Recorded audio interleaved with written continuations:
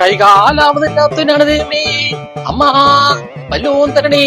അമ്മ അമ്മ അമ്മ അമ്മ അമ്മോ.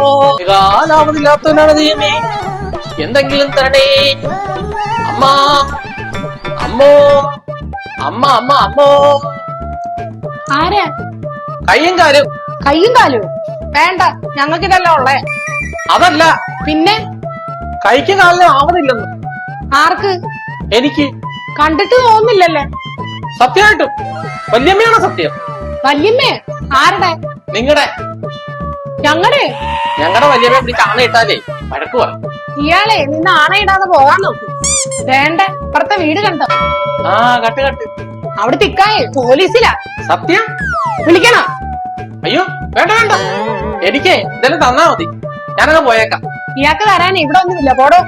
വേറെ ആരൊക്കെയുണ്ട്? ഇയാടെ അമ്മുമ്മ. എന്റെ മുത്തശ്ശി ഇവിടെ വന്നിരിക്കുവാ. ഓ, സീരിയല് കാണാൻ വന്നിരിക്കുവായിരിക്കും. ചന്ദനമഴ തുടങ്ങി. ഒരു മഴയും തുടങ്ങിയില്ല. പൈസ വല്ലതും വേണം, പലിശയ്ക്ക് തരാം. ഇന്നത്തെ കളക്ഷൻ ഉണ്ട് 1200. അപ്പൊ ഇയാള് വിഷക്കാരനല്ലേ? അല്ലല്ല, ഇങ്ങനെ ഇറങ്ങിയാലേ പൈസക്ക് ആവശ്യമുള്ള നമുക്ക് അറിയാൻ പറ്റും. ഡെയിലി ഒന്ന് പിരിച്ചോളാം, ഒരു ദിവസം ഇതേലും പ്രശ്നമില്ല. ഞാൻ ഡെയിലി ഇതുവഴി പോന്നേ. കൊള്ളാലോ പരിപാടി. അപ്പൊ ഇയാടെ കൈക്കും കാലിനും പ്രശ്നമൊന്നും ഇല്ലല്ലേ? ഒരു പ്രശ്നമില്ല. കണ്ടില്ലേ, ചോറും കറിയൊക്കെ റെഡി ആയി. വിശന്നിട്ട് വയ്യ, കുറച്ച് ചോറ്. മീൻകറി റെഡിയായില്ല, തൈരും ചമ്മന്തി തോരനും ഉണ്ട്. ചോറ് വേണം? മീൻകറി ഇല്ലെങ്കിൽ വേണ്ട, ഞാൻ കുഴിമന്തി മേടിച്ച് കഴിച്ചോളാം. ഡെയിലി അതാ കഴിക്കുന്നത്.